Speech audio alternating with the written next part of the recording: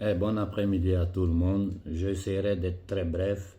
Je vous demande de me consacrer 30 minutes de votre temps pour écouter la voix de nos frères du Congo, ceux de la diaspora et ceux qui sont en ce moment en train de combattre sur le territoire congolais pour réintégrer toutes les frontières du Congo. Nous sommes en guerre contre les entités démoniaques, les mêmes entités qui sont en train de massacrer les Palestiniens, les mêmes entités qui ont déclenché la guerre en Ukraine. Ce sont ces mêmes entités qui sont en ce moment en train de tuer notre peuple en Afrique de l'Ouest comme en Afrique centrale. J'ai dit l'Angleterre et les États-Unis. Et d'ailleurs, j'ai dit qu'il ne faut plus jamais dire Angleterre, États-Unis ou France.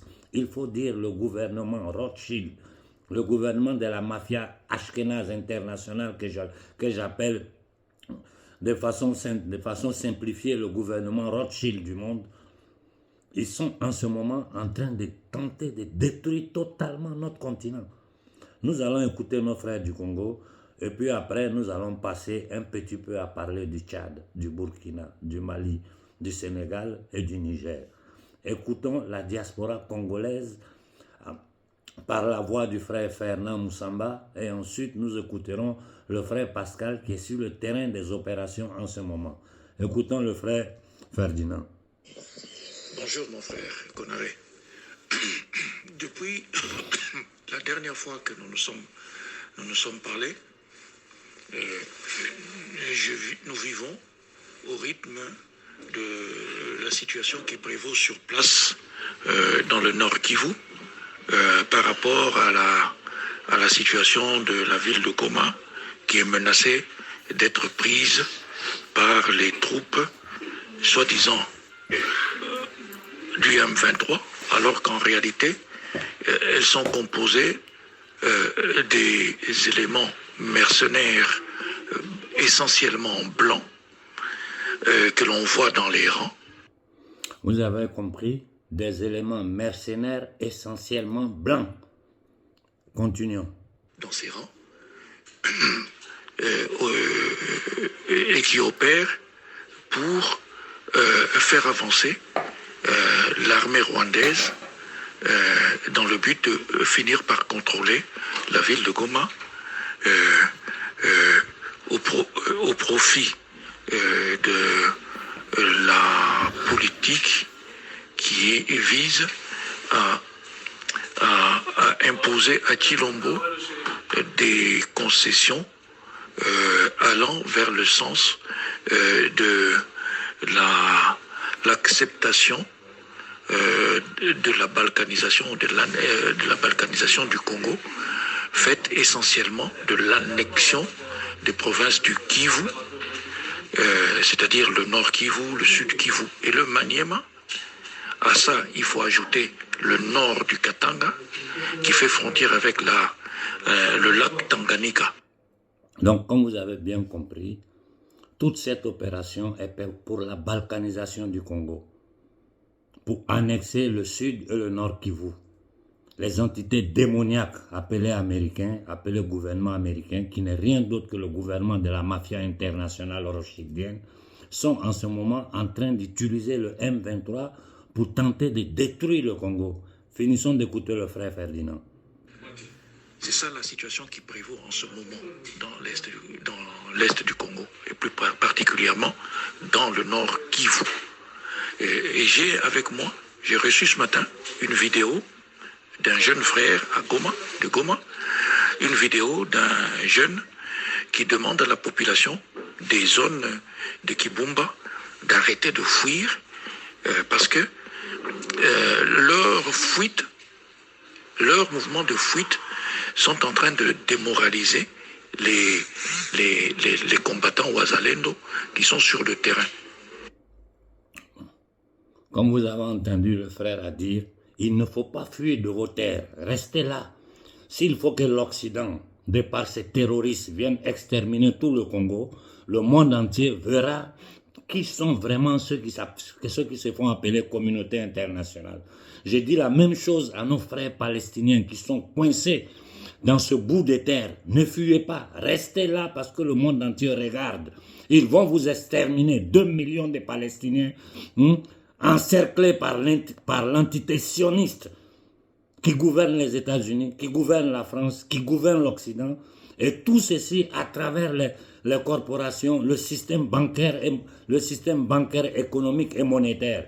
Ne fuyez pas à nos frères du nord du Kivu. Ne sortez pas de vos terres, parce que si vous sortez, ils vont l'occuper. J'ai dit la même chose aux Palestiniens. Le monde entier regarde. Restez sur votre terre qui vous extermine.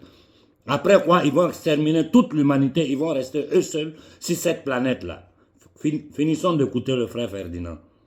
Alors donc, il leur demandait de rester calme et en même temps, il renseignait que, toujours par cette vidéo, que dans les troupes et que les combattants Ouazalendo affrontaient sur le terrain,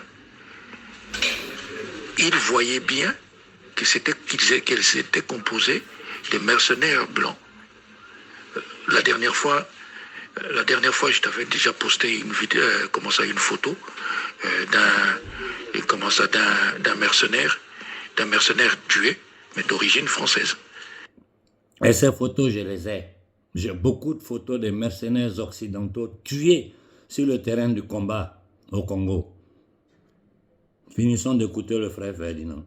Donc, je ne sais pas, ils doivent être certainement, ces mercenaires-là, ils doivent être des Britanniques et peut-être d'autres origines européennes essentiellement, qui sont venus prêter main forte pour pouvoir prendre le contrôle de la ville de Bukavu, parce que ils ont, d'après une réunion qui s'est tenue à Goma, plutôt pas à Goma, à Kigali, le samedi dernier, sous la supervision de Paul Kagame, ils étaient arrivés à la conclusion que les troupes sur leurs troupes au sol du M23 étaient largement inférieures en force aux forces de Ouazalendo, et que par conséquent, ils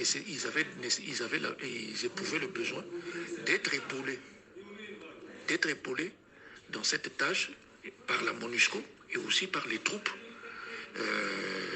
de l'EAC, la communauté économique des États de l'Afrique de l'Est, en tête desquels il faut placer l'Ouganda et le Kenya, qui sont les fers de lance pour pouvoir aider à faire avancer cette cause de l'annexion du Kivu au profit du Rwanda. Et à ce sujet, j'aimerais bien attirer ton attention sur le fait que le président William Ruto du Kenya, est un Rwandais Tutsi d'origine. Bon, ça ne me surprend pas. Ce même jeu-là, ils l'ont fait en Côte d'Ivoire. Ce même jeu, ils l'ont fait au Nigeria. Ils prennent quelqu'un d'un autre côté, ils placent sur le pays parce qu'ils savent qu'il n'aura aucune pitié pour les populations locales et il portera en avant toutes les aspirations de ces entités démoniaques. Finissons d'écouter. Que les entités démoniaques ont imposé à la tête du Kenya et qui est celui qui a fait changer aux troupes de l'EAC l'objectif de leur mission, qui au départ, quand leur présence au Congo avait été négociée, comprenait le fait que ces troupes devaient observer une attitude offensive contre le M23 afin de l'empêcher de continuer d'avancer ses positions à l'intérieur du territoire congolais. Quelques semaines après, William Ruto est arrivé au pouvoir au Rwanda, et plutôt au Kenya. Et il a fait changer, ça a coïncidé avec le moment où devaient être envoyées les troupes kenyanes sur le terrain.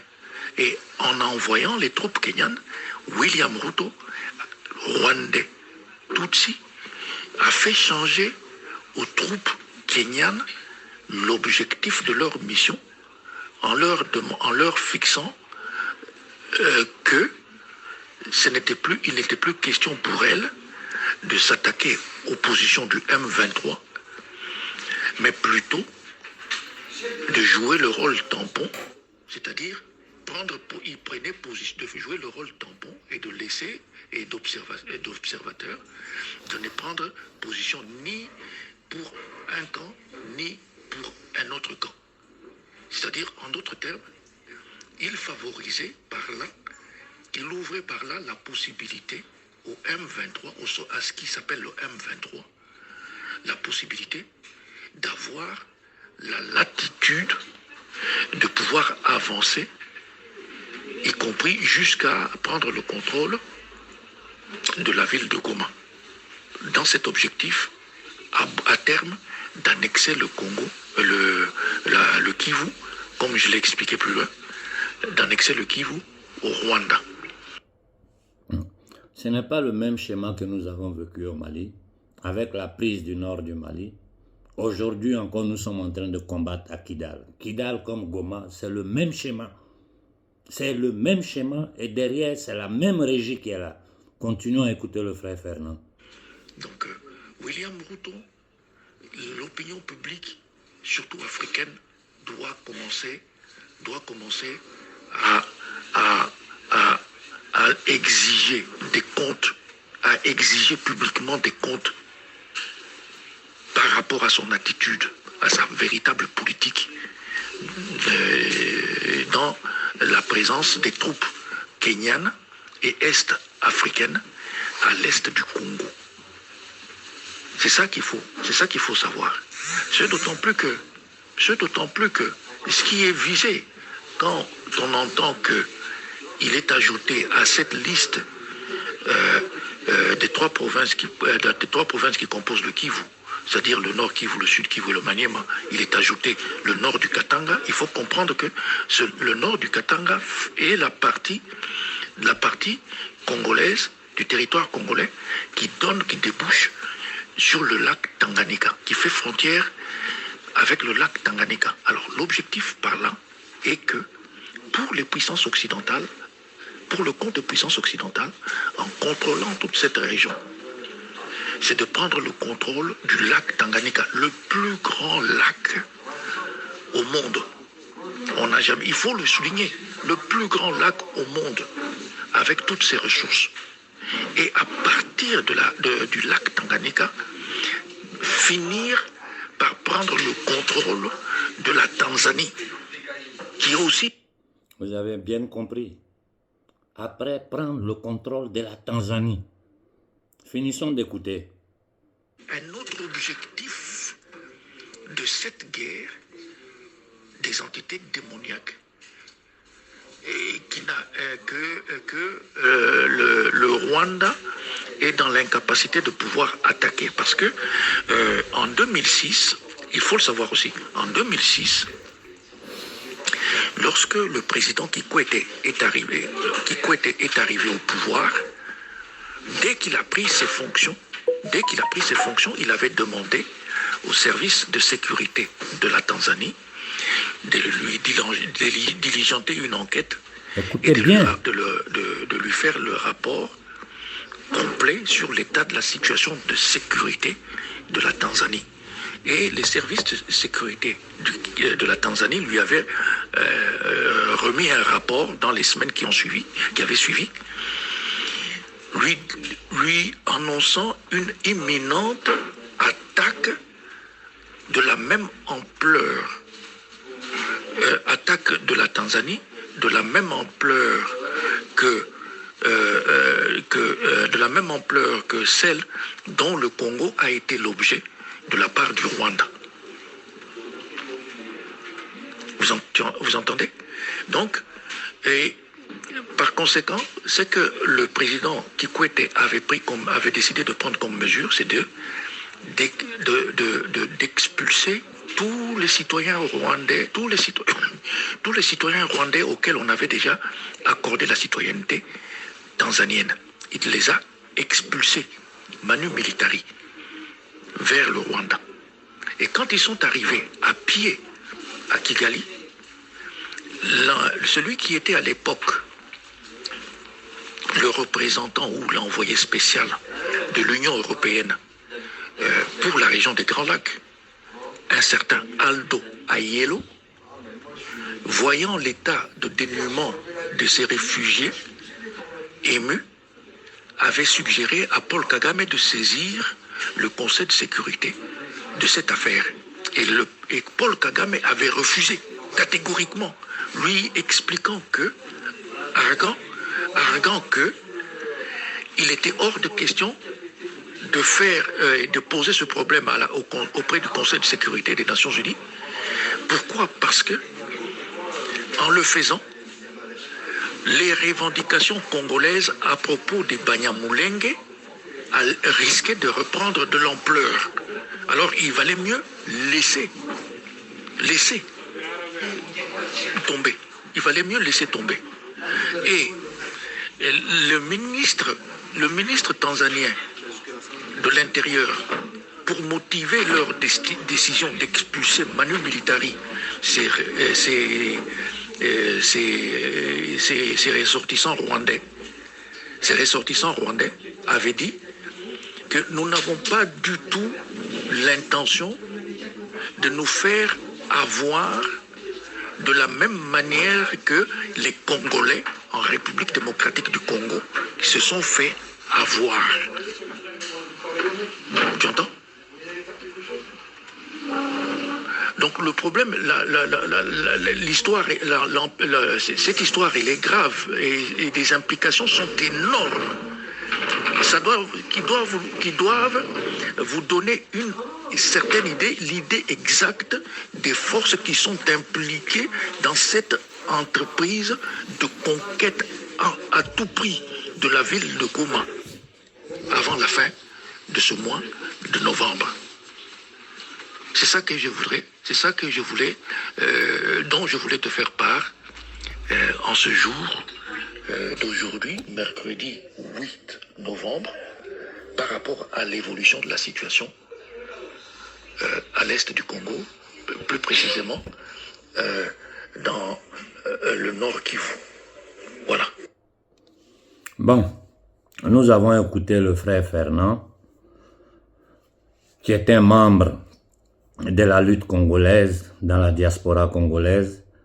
Nous allons écouter en ce moment parce qu'il nous a fait une panoramique de la situation exacte au Congo et autour du Congo. Tout ce qui est en train de se jouer, nous avons bien compris que ce sont ces entités démoniaques qui parlent au nom de la communauté internationale, qui parlent au nom des droits de l'homme, qui arment des groupes de terroristes pour tuer, massacrer, terroriser nos populations dans le Kivu et essayer d'annexer le Kivu au Rwanda parce qu'il y a un agent de la CIA, un génocidaire comme Kagame qui est à la tête du pouvoir. Aux dernières nouvelles, il paraît qu'il y a une rébellion en train de naître au Rwanda contre ce même Kagame, cette entité maudite, responsable d'un génocide, responsable de la mort de milliers et milliers de nos frères.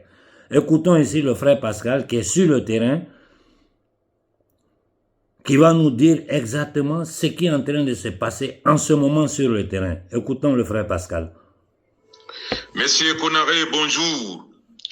Comme je l'ai dit initialement, comprenez une chose à propos de la guerre d'occupation à l'est de la RDC dans le Grand Kivu. Nous en sommes aujourd'hui, monsieur Konaré, à 18 millions de morts, tués par la coalition des nilotiques régionaux, soutenus, financés et dirigés par l'élite anglo-saxo-occidentale. 18 millions de morts.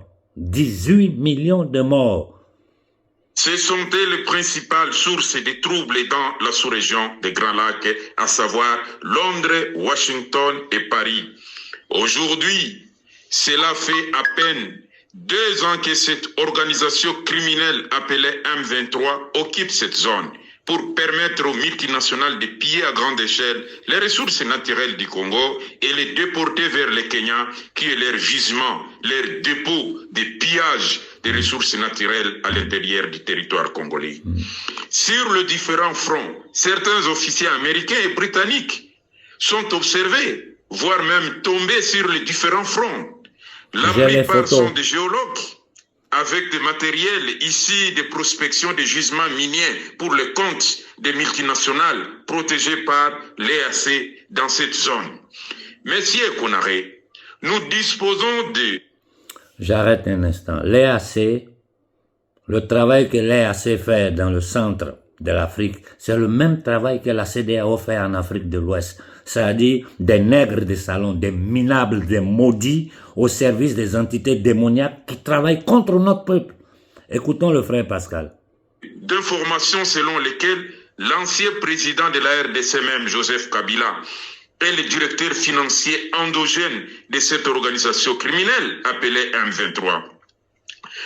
En connivence avec son frère Paul Kagame et Yoweri Museveni Kaguta de l'Ouganda, il bénéficie d'un grand soutien en armes et munitions venant de Washington et Londres, dont le principal fournisseur est la MONUSCO. Imaginez Konaré, l'ancien président de la RDC qui est devenu sénateur, Joseph Kabila, est en train de corrompre même les généraux congolais et autres officiers à ne pas combattre les M23, cette association de criminels. Pendant que les autochtones congolais sont décimés et le Congo détruit. Ce matin même, les M23 venaient de bombarder les pylônes électriques qui alimentent la ville de Goma en électricité. Imaginez-vous. Crime contre l'humanité, les États-Unis restent silence. La MONUSCO mène une action psychologique pour se ranger du côté de l'armée congolaise, alors que celle-ci a pour instruction ferme de Washington et de Londres de remettre la ville de Goma aux mains de M23 pour permettre une négociation entre Kinshasa et l'État criminel rwandais. Comment expliquer qu'un pays comme les États-Unis, depuis que tous ces troubles ont commencé à l'intérieur du territoire congolais, ils n'ont jamais condamné l'État criminel rwandais, ni cette organisation criminelle qui se trouve sur cette zone là-bas. Mais s'ils sont grande puissance et ils appliquent, ils font l'exercice de la démocratie. Mais il faut partager la justice avec les autres. Mais quand le Congo est en souffrance, ils sont les premiers à dire que tout va bien. Et quand tout va bien, ils disent que tout va mal. Nous ne sommes pas d'accord avec un tel comportement. Nous allons combattre tout le monde jusqu'au sacrifice suprême. Et je vous dis sincèrement, la ville de Goma, si en tout cas, une seule trouble entre à l'intérieur de la ville de Goma, ils vont nous trouver tous sur leur chemin. Il y aura un soulèvement collectif à échelle nationale qui risque de traverser nos frontières pour aller au gouvernement rwandais. Et ça sera la fin de ce régime de Paul Kagame. Nous allons voir comment les États-Unis viendront bombarder des millions et des millions de Congolais qui s'engagent à défendre leur pays, leur souveraineté. Voilà un peu, Konaré, la situation d'aujourd'hui à l'intérieur du territoire congolais, et particulièrement vers l'Est, où nous sommes en train de vivre un ciel brouillaré matin, midi et soir. Il y a même aujourd'hui, même au moment où je te parle, on est en train de pilonner les villages dans cette zone de Bunagana, dans cette zone de Rutshuru, dans cette zone de Massissi. La population est en train de fuir. Imaginez-vous, nous ne pouvons pas tolérer cela. Si le pire va arriver, les peuples rwandais ne seraient pas épargnés parce que même s'ils sont des victimes innocentes, le Paul Kagame que vous voyez au Rwanda, monsieur Konaré, au Rwanda, il n'y a pas de société civile. Ça n'existe pas depuis que Paul Kagame est arrivé à ce pouvoir-là. Au Rwanda, il n'y a pas les organisations des droits de l'homme capables d'affronter le maudit régime de Kigali. Ça n'existe pas. Au Rwanda, il n'y a pas de parti politique qui peut faire l'exercice politique avec le maudit régime de Kigali. Ça n'existe pas. Le Rwanda est devenu une monarchie avec Paul Kagame à la tête. Il fait du n'importe quoi sur les citoyens rwandais. Nous, on ne les voit pas comme citoyens rwandais, on les voit comme des Africains qui sont placés dans un camp de concentration au Rwanda, un peu comme à l'époque d'apartheid en Afrique du Sud. Paul Kagame, c'est l'homme le plus dangereux que la sous-région des Grands Lacs a aujourd'hui. Et les États-Unis ferment les yeux. Nous ne sommes pas d'accord avec ça. Nous allons nous défendre jusqu'à ce que ces petits dictateurs quittent le pouvoir au Rwanda. Voilà un peu, monsieur Konaré. Bon, nous avons tous écouté le frère Pascal, c'est qu'il faut dire, tout ça qui crée ça, ce sont les États-Unis qui sont derrière, c'est la CIA. Je vous ai dit, la CIA est la plus grande organisation criminelle terroriste qui existe sur cette planète. Je répète, la CIA est la plus grande organisation terroriste qui existe sur cette planète. Le MI6 anglais est une des plus grandes organisations terroristes qui existent sur cette planète. Et la CIA travaille sous le commandement du MI6. C'est ce que beaucoup d'hommes ne comprennent pas. Parce que le cœur du pouvoir satanique réside en Angleterre. L'Angleterre est un cancer. Cette thalassocratie est un cancer pour l'humanité. Un empire qui a été fondé, l'empire anglais a été fondé sur des génocides. Le génocide des Amérindiens, le génocide des Australiens, le génocide en Nouvelle-Zélande des Maoris. Un empire qui a été fondé sur un génocide, sur de la barbarie partout dans le monde. Un empire qui a été fondé sur le trafic d'opium vers la Chine où ils ont décimé des dizaines de millions de Chinois. C'est une couronne qui s'est enrichie. La couronne d'Angleterre a créé sa puissance sur des génocides et le trafic de drogue international. Ce qu'ils appelaient la Compagnie des Indes. Mais revenons à nos jours. Ce que nous sommes en train de subir au Congo, je parle à nos frères quinois. Je vous ai dit hier, votre seule faute dans la vie, c'est que vous êtes nés sur un paradis. Vous êtes nés, le Congo, c'est un paradis. Seul le Congo peut nourrir toute l'Afrique. Tellement cette terre est sauvagement riche de tout. Et vous êtes assis à Kinshasa pendant que vos frères sont en train de mourir. Les gens se sont organisés, le frère Fernand qui est en train de parler, les groupes sont en train de s'organiser pour aller vers le nord, pour aller défendre les frères là-bas. Mais vous qui êtes à Kinshasa, qu'est-ce que vous attendez pour aller manifester devant l'ambassade des États-Unis? Que ce batracien de Kilombo, ce batracien de Tshisekedi essaie de vous toucher. Faut prendre son palais. J'ai dit à tous les soldats imbéciles, inconscients, minables, nègres de salon, indignes de la couleur de leur peau. Vous avez honte d'être noirs. Moi, je n'ai pas honte d'être noir. Au contraire, je suis fier de ce que je suis. Minable, voleur, truand, indigne.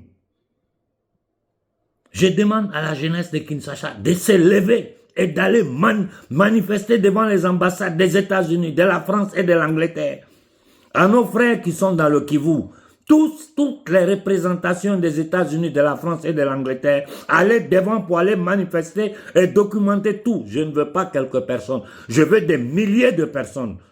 Il faut attirer l'attention de l'opinion publique mondiale, de toute l'humanité, sur les crimes que l'Amérique et ses associés sont en train de faire au Congo, dans la tentative de balkaniser le Congo.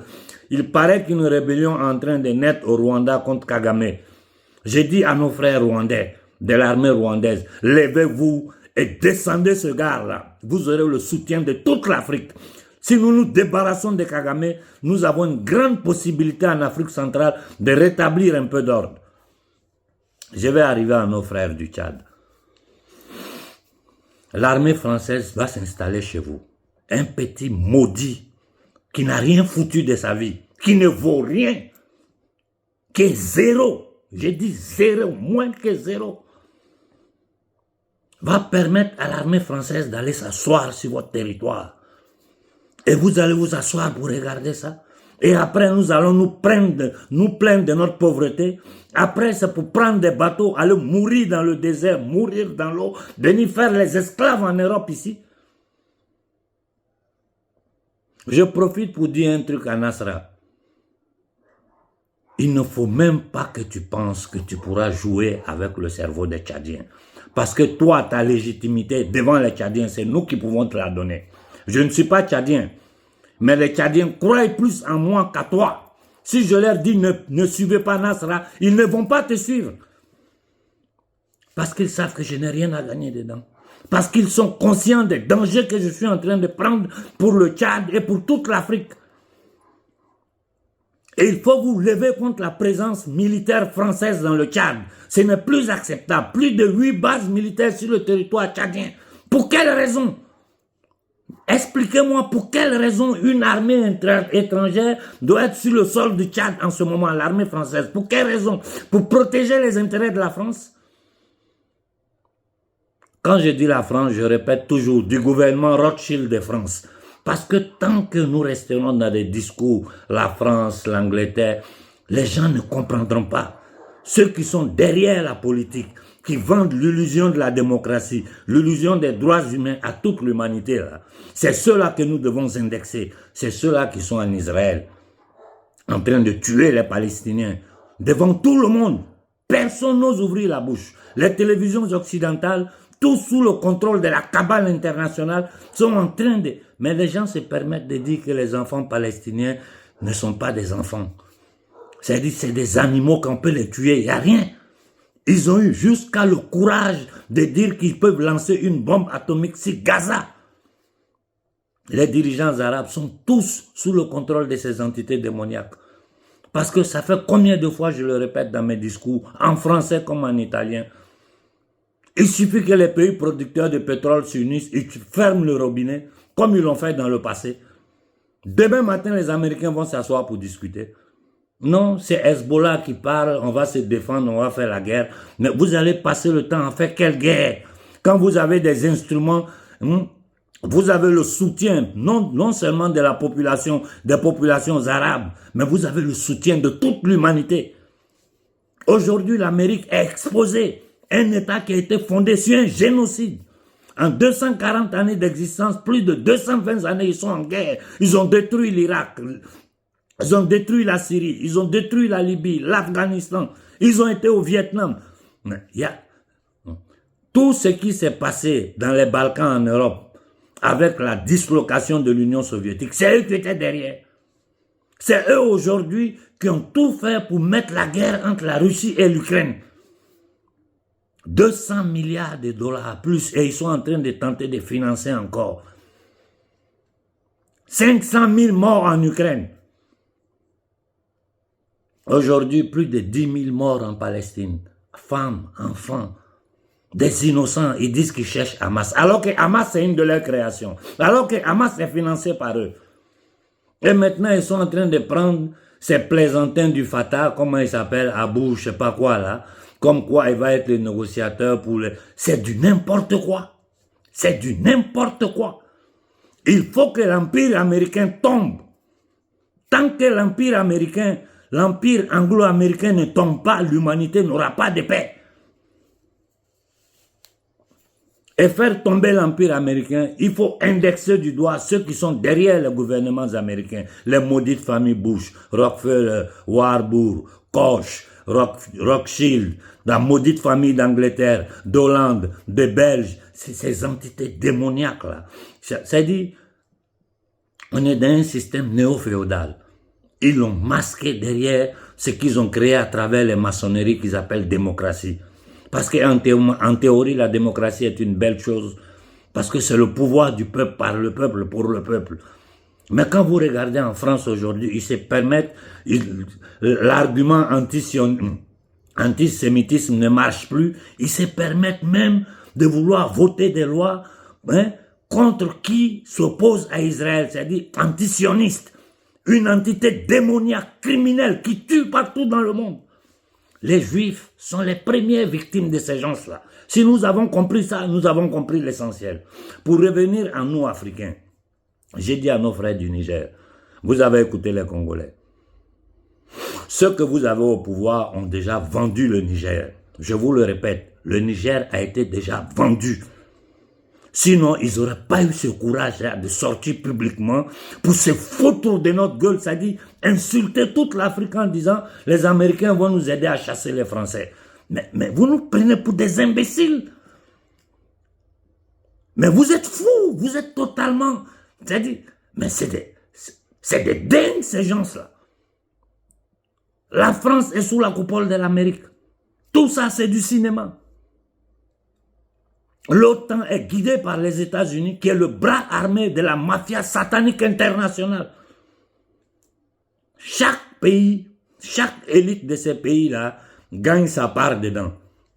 Et la mafia internationale, c'est-à-dire les 13 maudites familles qui sont au-dessus, continuent à jouir sur le sang, la sueur de l'humanité, à travers cette monnaie de Babylone qui est tapée de rien. Le dollar ne vaut rien, c'est papier cul. La dette américaine monte à 35 000 milliards de dollars. Je répète, la dette américaine monte à 35 000 milliards de dollars. C'est un pays qui a déjà failli, c'est un pays qui est en ruine. Et pour maintenir leur suprématie, ils créent des guerres parce que c'est la raison pour laquelle la mafia internationale ashkénazite, sabataï, franquiste, est en train de semer le désordre dans le monde pour créer un nouveau paradigme avec la monnaie électronique qu'ils veulent instaurer. Et ils se permettent même de dire à l'Égypte, le Fonds monétaire, la Banque mondiale, qui est une arme de cette mafia ashkénazite. Si l'Égypte accepte de recevoir les Palestiniens, eux, ils vont annuler toutes les dettes de l'Égypte. Mais l'Égypte, vous ne devez rien à ces bandits, c'est eux qui vous doivent. Les généraux égyptiens, ayez un peu de dignité. J'ai dit aux dirigeants arabes, si vous ne faites pas attention, vos peuples vont se lever contre vous et ces entités démoniaques qu'aujourd'hui sont exposées aux yeux du monde ne pourront pas vous défendre. Ah si, l'Égypte n'est pas ta propriété. Tu n'es qu'un simple général. Le peuple égyptien est le seul, je dis bien, le peuple égyptien est le seul qui décide de son destin. Ce n'est pas des bandits en tenue militaire, des voyous, des voleurs, partout dans le monde, au service de cette mafia internationale qui vont maintenir les peuples en esclavage. Je vais finir en parlant du Burkina. J'ai vu ce minable docteur là qui dit non, l'OMS nous a comme ça, donc on va 20 millions de... Il ment. Ils lui ont donné de l'argent. C'est un voleur, c'est un truand, c'est un assassin. L'OMS est la plus grande organisation criminelle eugéniste. Mais aujourd'hui, tout le monde sait ce qu'est l'OMS. Tout le monde en Occident sait ce qu'est l'OMS. À la tête de laquelle il y a un des plus grands criminels de la Terre, Bill Gates. J'ai dit si Bill Gates met ses pieds en Afrique, partout il faut se lever pour aller l'accueillir à l'aéroport. J'ai dit à mes frères du Burkina, pour n'importe quelle raison, les gens viennent vous parler de vous inoculer. Ce docteur-là, si vous savez où il habite, les jeunes, soignez-le, soignez-moi ça, parce que c'est quelqu'un qui a pris de l'argent et il veut tuer le peuple burkinabé. Des minables comme ça. Mais moi, je ne comprends pas. Je n'arrive pas à comprendre comment des gens peuvent haïr leur propre peuple pour leur ventre, pour leur plaisir.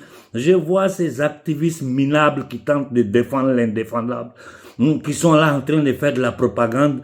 On leur donne des trucs en bas. Moi, je ne fais pas la propagande de quelqu'un, d'aucun gouvernement. Je combats pour mon peuple, pour l'autodétermination de l'homme noir, pour l'autodétermination de l'Afrique. Je combats pour la liberté de l'humanité. La vie humaine ne peut pas être en vente. Ils pensent pouvoir tout acheter. On ne peut pas tout acheter. La vie humaine est sacrée. J'ai dit à nos frères du Togo, levez-vous contre Eyadema. Levez-vous contre Eyadema. Levez-vous contre Eyadema. Vous exagérez maintenant dans votre inertie. Ayez un peu de dignité. Vous êtes dans la pauvreté, dans la misère. Et vous êtes assis, un petit batracien met la loi sur vous. J'ai dit aux Béninois, levez-vous contre ce franc-maçon de Talon. Levez-vous contre Talon. Personne ne viendra nous aider. Si les peuples africains ne se lèvent pas, ça fait 6 siècles que nous sommes en guerre. Mais le projet satanique, démoniaque, destructeur qu'ils ont pour l'Afrique aujourd'hui, dans l'élimination des 3/4 de notre population, si vous ne vous levez pas, vous allez le regretter. Regardez la foutaise qu'ils ont fait sur nous au Gabon. Regardez la foutaise que nous avons subie au Gabon. Regardez la foutaise que nous sommes en train de subir en Guinée avec un agent, un homme de la Légion étrangère française, un voyou. Ils font un coup d'État les Occidentaux, ils le déposent là. Il est en train de livrer la Guinée. C'est parce que vous ne... Mais moi je suis fatigué de vous parler. Regardez au Sénégal ce que ce minable, l'homme qui parle de goûter aux tirailleurs sénégalais. Au Sénégal, il y a les fosses communes des tirailleurs sénégalais tués par l'armée française simplement parce qu'ils ont réclamé leur dû. Des gens qui sont allés verser le sang pour la libération de la France. Personne ne parle d'eux. Il y a des fosses communes au Sénégal. Indignes que vous appelez intellectuels sénégalais. Ce sont des indignes, les plus indignes d'Afrique. J'ai dit à nos frères du Niger, ce vendredi-là, je regarde le M62 ou je sais pas quoi, tous ces petits mouvements qui sont nés là. Je suis en train de vous observer. Si vous n'organisez pas quelque chose les prochains jours pour vous lever contre la présence américaine, que personne ne vienne se plaindre. D'ailleurs, dans le monde, on dit que vous êtes les plus pauvres de cette terre. Pendant que vous avez l'uranium, vous avez le pétrole, vous avez le gaz. Regardez des pays désertiques comme les pays arabes, comment ils vivent. Ce que vous avez, eux, ils n'ont pas ça. Votre destin est dans votre main. Si vous voulez rester derrière un général voyou, pour qui nous sommes restés éveillés des jours, pour qui vous êtes restés sous le soleil, sous la pluie. Aujourd'hui, ils ont le courage, ces batraciens là, de s'arrêter devant l'Afrique, devant le Niger, pour dire que l'Amérique va les aider à chasser la France. Mais vous vous foutez de notre gueule. Indigne que vous êtes. Je m'arrête là pour aujourd'hui. La situation du Congo est vraiment préoccupante. Je dis à nos frères quinois, je dis à la diaspora congolaise, allez manifester devant les ambassades des États-Unis partout en Europe. La diaspora congolaise doit aller manifester devant les ambassades des États-Unis partout en Europe. Ici, ils ne peuvent rien contre vous. Et si la diaspora congolaise, ici en Italie, décide de lancer une manifestation contre l'ambassade des États-Unis à Rome, je serai en première ligne devant vous.